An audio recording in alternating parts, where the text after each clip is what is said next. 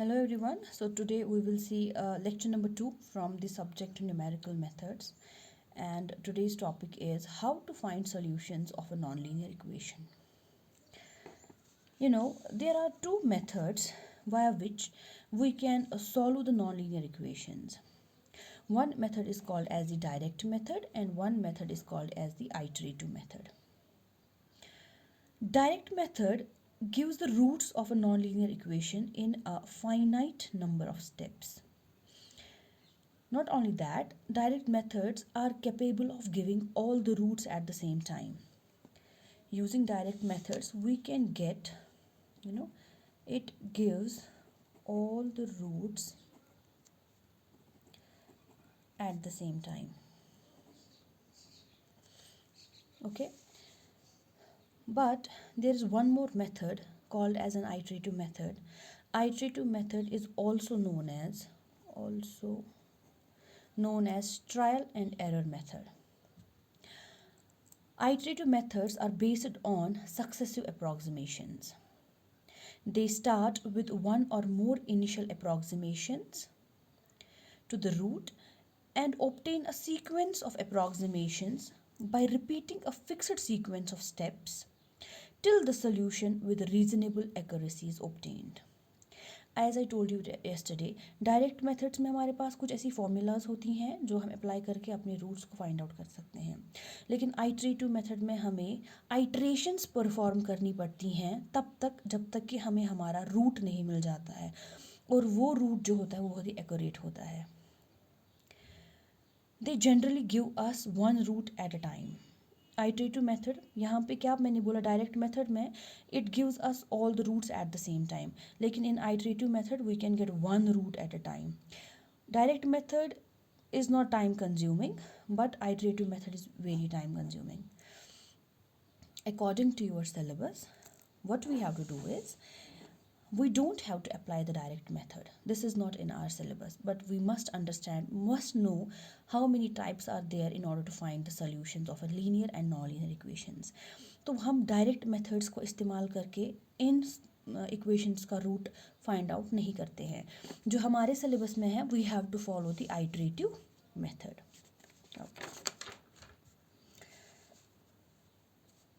हमारा जो ये आइट्रेटिव मेथड होता है, it falls under two categories. There are two methods of iterative method. One is called as a bracketing method and one is called as the open end method.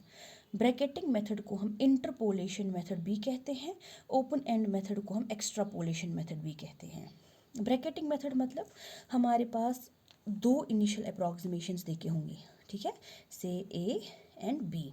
Okay, हमारा जो भी solution है वो इन दो points के बीच में कहीं ना कहीं पे लाई करता होगा. दैट इज़ द रीज़न वो इसको ब्रैकेटिंग मेथड कहते हैं, कि हमारा सोल्यूशन दो पॉइंट्स के अंदर ब्रैकेट करके है. You have to find the solution between these two points. How, वो बाद में देखेंगे. ये जो ब्रैकेटिंग मेथड है, इसमें हमारे पास इनिशियल अप्रॉक्सीमेशंस दी गई होती हैं, कभी कभी नहीं भी दी गई होती हैं. उस टाइम पे हमें क्या करना है वो भी हम देख लेंगे अपने टाइम पे. फिलहाल आप इतना याद रखो कि ब्रैकेटिंग मेथड एक ऐसा मेथड है जहाँ पे हमें इनिशियल गैसेस तो दे के होती हैं and we have to find the solution between two initial guesses. ठीक है, ब्रैकेटिंग मेथड के अंदर हमें जो मेथड्स पढ़ने हैं, दो मेथड्स फॉल करते हैं. One is called as the bisection method और दूसरे को हम बोलते हैं false position method. Okay, open end method क्या होता है, इसको हम एक्स्ट्रापोलेशन मेथड भी कहते हैं. इस मेथड में हमारे पास इनिशियल अप्रॉक्सीमेशंस तो देके होती हैं. Either you would be given a single initial guess और you would be given two initial guesses. ठीक है, in case of Newton Raphson method हमारे पास एक ही इनिशियल गैस दिया गया होता है और हमें रूट उसी के आसपास में कहीं पे फाइंड आउट करना होता है. That is why it is called as the extrapolation method, क्योंकि रूट इसके आसपास तो लाई करता है लेकिन ब्रैकेट नहीं होता है. सीकेंट मेथड में तो दो इनिशियल अप्रॉक्सीमेशंस होते हैं, फिर हम इसको ब्रैकेटिंग मेथड क्यों नहीं कहेंगे. रीज़न ये है कि सीकेंट मेथड में हमारे पास दो इनिशियल अप्रॉक्सीमेशंस तो होते हैं मगर हमारा रूट उन दो इनिशियल अप्रॉक्सीमेशंस के बीच में लाई कर भी सकता है और नहीं भी कर सकता है. रूट मे लाई और may not lie between the two. ठीक है. So this is the 50% syllabus of your unit number 1. We have to do all the 4 methods and we have to find the roots of the quadratic equations, or we have to find the solutions of the nonlinear equations. So what we have to do is we have to do the iterative method. Iterative method के 2 types आते हैं. One is a bracketing method, another one is the open end method. In bracketing method, in both the cases 2 initial approximations would be given, okay, and we have to find the solution between the two. वो कहाँ पे lie करेगा, हमें कौन से algorithms को follow करना है, that we have to see, okay. And then in the open end method we have to follow these 2 methods in order to find the solution. सब 4 के चारों मेथड से हम एक ही चीज़ सॉल्व करते हैं, एक ही प्रॉब्लम को सॉल्व करते हैं, but with different methods. Why वो मैं आपको साथ साथ में बताती जाऊंगी जैसे हम एक एक स्टेप को करते जाएंगे. चलिए हम अब आगे बढ़ेंगे and we will start with the bisection method. Okay, bisection method जैसे कि मैंने बोला, this is the bracketing method. इसको हम बोल्जानो मेथड भी कहते हैं. Bisection method is also called as Bolzano method. It is also called as binary chopping, और इसको हम half interval method भी कहते हैं. Bisection method out of all the 4 methods is considered one of the simplest iterative methods in order to find the solutions of the nonlinear equation. As I told you in the first lecture कि हमें numerical methods में कुछ algorithms देखे हैं, हमें उन्हीं algorithms उन्हीं procedures को फॉलो करके अपने सॉल्यूशंस को फाइंड आउट करना है. तो हम बाइसेक्शन मेथड का जो एल्गोरिथम है, जो प्रोसीजर है, वो हम देख लेंगे. वो क्या होता है मैं ग्राफिकली समझाती हूँ. पहले इसको एक्सप्लेन करती हूँ एल्गोरिथम को, then I will explain it graphically. We have to follow this algorithm. जब भी आपके पास कोई इक्वेशन दी गई होगी, इनिशियल कंडीशन में आपको क्या करना है, बाइसेक्शन मेथड को अप्लाई करने के लिए 2 कंडीशंस का सही होना बहुत ही इंपॉर्टेंट है. पहली चीज़, आपका जो भी वो इक्वेशन होगा, जब आप उसको ग्राफिकली एक फंक्शन बनाते हो, वो फंक्शन आपकी कंटिन्यूस होनी चाहिए.